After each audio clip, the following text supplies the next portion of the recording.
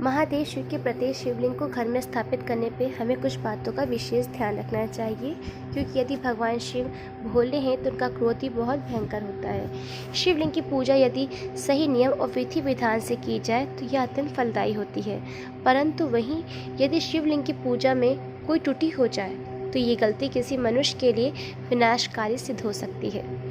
आइए जानते हैं हमें किन बातों का विशेष ध्यान रखना चाहिए। शिवलिंग को कभी भी ऐसे स्थान पर स्थापित न करें जहां पर आप पूजा न करते हो। हिंदू धार्मिक मान्यताओं के अनुसार यदि आप शिवलिंग की पूजा पूरी विधि विधान से नहीं कर रहे हो या करने में असमर्थ हो तो ऐसे में शिवलिंग को अपने घर पे ना रखें, क्योंकि यदि कोई व्यक्ति घर पे शिवलिंग स्थापित कर उसकी विधि विधान से पूजा नहीं कर पाता है तो यह महादेव जी का अपमान कहलाता है। इस प्रकार वह व्यक्ति किसी अनर्थ को आमंत्रित करता है। पुराणों में केतकी के फूल को शिव पर न चढ़ाने के पीछे एक कथा छिपी है। इस कथा के अनुसार जब एक बार ब्रह्मा जी और विष्णु जी माया से प्रभावित होकर अपने आप को एक दूसरे से सर्वश्रेष्ठ बताने लगे, तब महादेव ने उनके सामने एक तेज प्रकाश के साथ ज्योतिर्लिंग के रूप में महाप्रकट हो गए।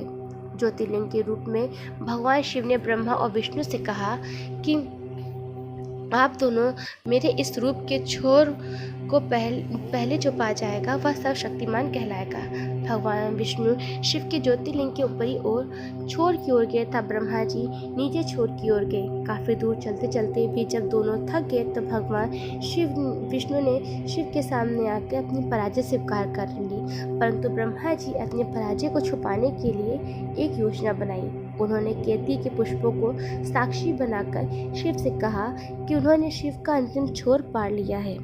ब्रह्मा जी के इस झूठ के कारण शिव ने क्रोध में आकर उनके एक सर को काट दिया तथा केतकी के पुष्प को भी शिव पूजन में प्रतिबंध लगा दिया। तुलसी पर प्रतिबंध। शिव पुराण में एक कथा के अनुसार जलंधर नामक एक दैत्य को यह वरदान था कि उससे युद्ध में कोई नहीं हरा सकता जब तक उसकी पत्नी वृंदा पतिव्रता रहेगी।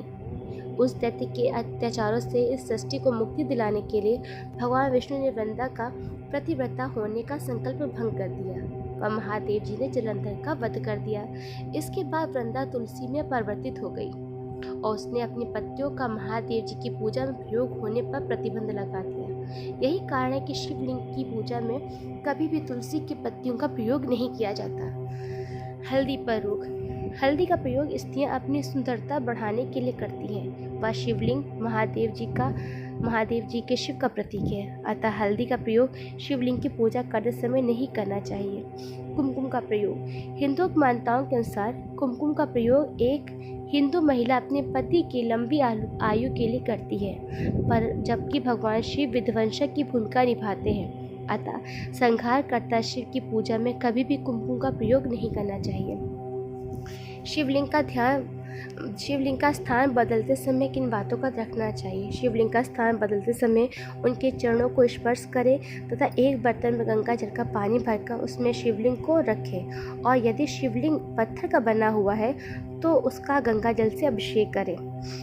शिवलिंग की पूजा पर कभी भी पैकेट का दूध ना चढ़ाएं, हमेशा ठंडा और सादा दूध चढ़ाना चाहिए। शिवलिंग की पूजा किस धातु का हो। शिवलिंग की पूजा में घर में स्थापित करने से पूर्व यह ध्यान रखना चाहिए कि शिवलिंग किस धातु का बनना है और एक नाग लपटा हुआ है कि नहीं। शिवलिंग सोने, चांदी और तांबे से निर्मित होना चाहिए। शिवलिंग को रखें जलाधार के नीचे। यदि आपके घर में शिवलिंग को रखा गया है तो ध्यान रहे कि शिवलिंग पर सदैव जलधारा बरकरार रहे, अन्यथा यह नकारात्मक ऊर्जा को आकर्षित करती है। कौन सी मूर्ति हो शिवलिंग के समीप। शिवलिंग के सामने सदैव गौरी व गणेश की मूर्ति होनी चाहिए। शिवलिंग को कभी भी अकेले नहीं छोड़ना चाहिए।